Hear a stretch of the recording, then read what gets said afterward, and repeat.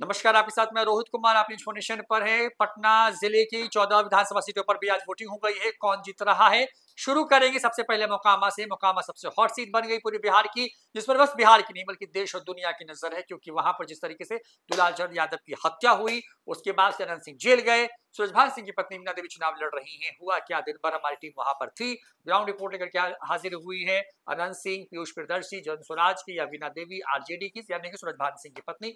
आप सूरजभान सिंह को ही, अनंत सिंह को अगर फ्रेम में रखें तो हुआ क्या मोकामा में, देवांशु? अनंत सिंह, सूरजभान सिंह की पत्नी वीना देवी या पीयूष प्रियदर्शी वहां पे कुछ खेल कर रहे हैं। मुझे लगता है कि जिन लोगों को बिहार इलेक्शन 2025 में थोड़ी भी दिलचस्पी है, वो सबसे ज्यादा दिलचस्पी अगर ले रहे हैं तो मोकामा विधानसभा सीट बिहार की सबसे हॉट सीट। शायद आपने इंट्रो में बोला होगा, ध्यान में नहीं लिया। मैं कहूंगा कौन जीत रहा है। देखिए मोकामा ये है कि मोकामा टाल को हम भी बहुत अच्छे तरीके से समझते हैं, जानते हैं।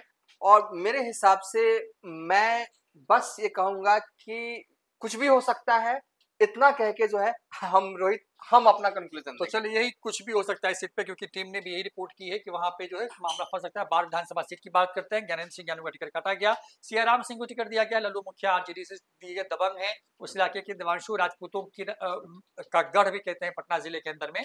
बाढ़ में क्या सियाराम सिंह जीत रहे हैं या लल्लू मुखिया को एज है वहां पे?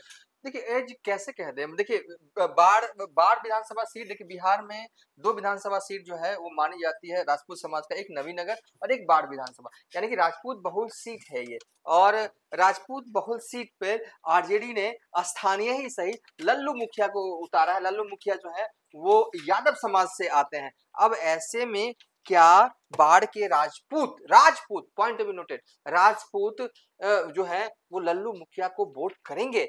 और सियाराम सिंह को एकदम ट्राई नहीं किया क्या? ये तो नए नवेले है ना। ज्ञानू यहाँ से विधायक हुआ करते थे। मान लीजिए किसी विधायक के प्रति एंटी इनकम्बेंसी है तो ज्ञानू के खिलाफ अगर किसी को वोट देना होता तो वो लल्लू मुखिया को देते। लेकिन यहाँ पर तो सिटिंग विधायक का बीजेपी ने टिकट काटा। उस हिसाब से मैं ये नहीं कह सकता कि एज जो है वो इनको है। एज बिल्कुल इनको नहीं और है। इन पर हमला भी हुआ था। मुझे याद है कि जब बेरना गए थे वहां पे बाढ़ में, उसके बाद बख्तियारपुर विधानसभा सीट की बात करते हैं। हेलीकॉप्टर उड़ाने की कोशिश चिराग पासवान कर रहे हैं सीट पर।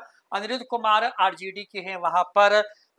क्योंकि बख्तियारपुर को लेकर के बहुत तरह की चीजें थी। देवांशु, ये कहा जा रहा था कि बख्तियारपुर में शायद ऐसा हो सकता है कि इस बार जो है वो बीजेपी चुनाव लड़े, लेकिन बीजेपी ने ऐन वक्त में जो है वो सीट लोजपा के खाते में दी। बख्तियारपुर में क्या लग रहा है, क्या दो नॉमिनेशन भी हो गया था यहाँ से लोजपा का, बाद में एक नॉमिनेशन कैंसिल होता है। बहरहाल हम ज्यादा वीडियो लंबा नहीं करेंगे, जल्दी से हम टिक मार देते हैं। इनको एज है तो है। चलिए, एज है अनिरुद्ध यादव को यहाँ पे। चलिए सीट को भी यहाँ पे एंड करते हैं। उसके बाद दीघा विधानसभा सीट की बात करें। दीघा विधानसभा सीट में मुकाबला बीजेपी की संजीव चौरसिया, बिट्टू सिंह।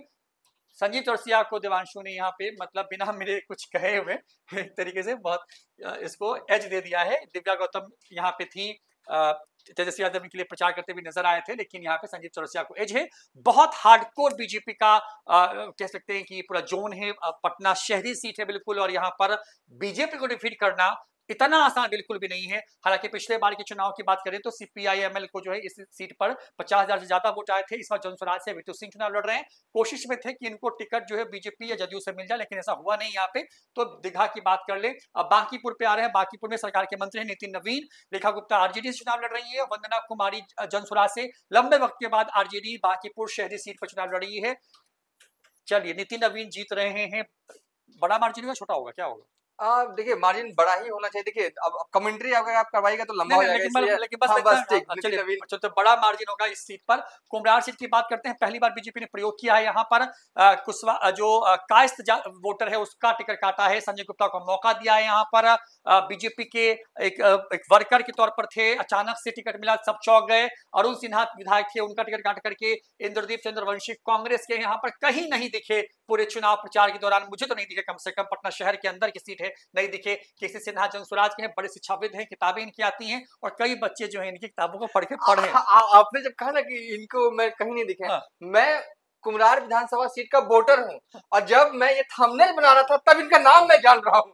मतलब कि मुझे इनका आप समझ सकते। तो यहाँ पे क्या लग रहा है देवांशु, क्या केसी सिन्हा क्लियर कट है? देखिए क्योंकि यहाँ देखिए क्या है ना कि केसी सिन्हा की को सब जानते हैं। मतलब केसी सिन्हा मैथमेटिशियन है और एक सम्मान, एक आदर का भाव कुम्हरार ही क्या सब लोग करते हैं ये। लेकिन नाराजगी जो कुछ लोग जो मना रहे हैं ना कि क्योंकि लाला कायस्थ का वोट छीनकर जो है वैश्य को दिया गया, ये एक बड़ा इश्यू बनाने का एक ऐसा लग रहा है कि नहीं नहीं ये इश्यू इतना बड़ा है कि कुछ हो सकता है, केसी सिन्हा जो है वो निकाल सकते हैं। मैं ये कह रहा हूँ कि नंबर 2 पे रहेंगे, नंबर 2 पे रहेंगे, यानी कि बस संजय संजय यादव। चुनाव जो है वो जो है संजय गुप्ता। बीजेपी की सबसे सेफेस्ट सीट है ये कुम्हरार विधानसभा। कुम्हरार सीट है, पटना साहिब सीट।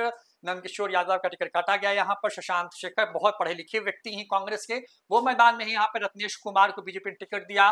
अंतिम वक्त में नंदकिशोर यादव के समेत तमाम लोगों को जो है मनाया गया। और विनीता मिश्रा पहले बीजेपी में थी, जनस्वराज का टिकट मिला है इनको। यहाँ पे क्या रत्नेश कुमार जीत रहे हैं या शशांक शेखर? होता क्या है ना कि नंदकिशोर यादव क्या कर रहे हैं इंटरनल तौर पर, एक्सटर्नल तौर पर तो हम तो जान रहे हैं कि रत्नेश कुमार को आशीर्वाद भी उन्होंने दे दिया, ठीक है। अब शशांक शेखर कितने पढ़े लिखे हैं इससे कोई मतलब नहीं वोटर को। मुझे जो समझ में आता है पटना साहिब को जो हम समझते हैं कि पटना साहिब एक ऐसी सीट है जहां पर यादव समाज का वोट अच्छा खासा है, वैश्य समाज का जो है वो वोट है, क्योंकि ये एक्सटर्नल जो फतुआ के आसपास वाला बेल्ट है ना, बाईपास वो सब बेल्ट पे है वहां पे यादव समाज का वोट है, राजपूत समाज का वोट है, वैश्य तो हमेशा बीजेपी के साथ ही रहेंगे। और रेखा गुप्ता ने अपना काम मुझे लगता है कि बढ़िया से कर दिया होगा दिल्ली के सीएम ने। तो यहाँ पर एज है, यहाँ पर ये सीट जैसे निकाले तैसे निकाले, हाई मार्जिन से निकाले, लो मार्जिन से निकालेंगे तो रत्नेश कुमार जीत रहे हैं। चलिए, मतलब ऐसा लग रहा है इस सीट पर, फतुहा सीट। रामानंद यादव लगातार जीतते रहे। तेजस्वी यादव के सबसे ज्यादा जीतने वाले विधायकों में से एक है रामानंद यादव। हराना बहुत मुश्किल लगता है इस सीट पर। लेकिन दूसरी तरफ तेजस्वी चिराग पासवान ने जो है इस सीट पर तो एक नया प्रयोग किया, रूपा कुमारी को उतारा, रोड शो किया इनके लिए राजनाथ सिंह ने प्रचार किया, तमाम बड़े बड़े दिग्गज उतरे फतुहा सीट पे। बिल्कुल पटना का बिल्कुल पूर्वी हिस्सा जो है फतुहा है, इंडस्ट्रियल एरिया भी है। यादव अच्छी खासी संख्या में इस इलाके में है। रूपा कुमारी कमाल कर रही है या फिर रामानंद यादव? देखिए अच्छी फाइट रूपा कुमारी देने में कामयाब हुई है, ये तो इनपुट आया है हमारे पास। रामानंद यादव के बारे में क्या कहना, जो भी फतुहा को जानते हैं वो उनको जानते हैं, लेकिन हम ये कहेंगे यहाँ पर कुछ भी हो सकता है, थोड़ा इंतजार कीजिए। वैसे तो मुझे तो अभी ऐसा है कि मैं हाथ पे बस ऐसे टिक मारने के लिए जा रहा हूँ, लेकिन अभी कुछ भी हो सकता है। चलो, कुछ भी हो सकता है इस सीट पे, क्योंकि चिराग पासवान ने कहा कि हेलीकॉप्टर यहाँ पे उड़ने वाला है। और राजनाथ सिंह ने ये वादा किया यहाँ इस सीट पर कि अगर वो जीतती हैं रूपा कुमारी तो उनके लिए स्पेशली आएंगे। दानापुर सीट की बात करते हैं। दानापुर सीट इसलिए खास है क्योंकि रितलाल यादव जेल के अंदर बंद है। रामकृपाल यादव सांसद हुआ करते थे, मीसा भारती ने चुनाव हरवाया इनको। और Ramkripal Yadav, news for nation ने इस खबर को करीब करीब साल भर पहले कहा था, जब अमित शाह से पटना एयरपोर्ट पर उनको ड्रॉप करते हुए जब वो जा रहे थे। और उस वक्त जब रामकृपाल यादव की उनकी गुफ्तगू हुई थी उनके विमान में चढ़ते चढ़ते, उस वक्त की खबर यही थी कि अमित शाह ने कह दिया था कि आप तैयारी कीजिए। हालांकि दही गोप जो है उनके चुनाव लड़ने की खबर बीच में आई। दही गोप की जिस तरीके से हत्या हुई इस सीट पर, उसके बाद पूरा आरोप जो है वो लगा सीधे तौर पर जो है वो रितलाल यादव पर। दही गोप की पत्नी लगातार जो है वो एक तरीके से प्रचार करती नजर आई जो है आपको रामकृपाल यादव को लेकर के। रामकृपाल यादव क्योंकि सांसद जिस लोकसभा से थे उसका एक विधानसभा जो है ये भी था। और रामकृपाल यादव ने बहुत पसीना बहाया सीट पर। रितलाल यादव की चर्चा इसलिए कर रहा हूं क्योंकि वो जेल के अंदर में है, बेटी और पत्नी ने मोर्चा संभाला। और लालू यादव ने चुनिंदा जिन लोगों के लिए खोलकर के प्रचार किया, ऐसे एक दो लोग नाम है, लेकिन लालू यादव जिसके लिए रोड शो करते नजर आए पटना के पश्चिमी हिस्से में, यानी कि दानापुर के इलाके में, रितलाल यादव थे। यानी कि रितलाल यादव इतने जरूरी या खास थे। मीसा भारती तो बिल्कुल लगातार कैंप करती रही इनको लेकर के। तो देवांशु, ये फाइनल तो हमने बताया सब कुछ, बस आप बताइए कि क्या हो रहा है। टिक मार दें? टिक मार दें। नहीं हम नहीं मारेंगे इस पे। देखिए क्योंकि हम तो चाहेंगे निजी तौर पर कि कौन जीते, आपको भी पता है, ऑन एयर नहीं बोलेंगे क्योंकि दोनों से संबंध है जो है तो है। लेकिन देखिए बीते लोकसभा चुनाव 2024 में क्या हुआ था। लोकसभा चुनाव 2024 में देखिए ये दानापुर विधानसभा सीट जो है वो पाटलिपुत्रा लोकसभा क्षेत्र के अंतर्गत आता है। उस हिसाब से देखें डायमेंशन को, तो इस सीट पर जो है मीसा भारती लीड पर थी। इस बार फाइट तगड़ी हुई है, तगड़ी ऐसे हो गई है, भले ही रितलाल यादव जेल में है, लेकिन लालू यादव के रोड शो के बाद चीजें जो माहौल जो है वो बदला है। कोई ये नहीं कह सकता कि रामकृपाल यादव यहाँ से हार रहे हैं या जीत रहे हैं, कोई ये नहीं कह सकता। इसमें एक और ऐड ऑन करूंगा, एक चीज देवांशु, इसमें फंसी हुई सीट है।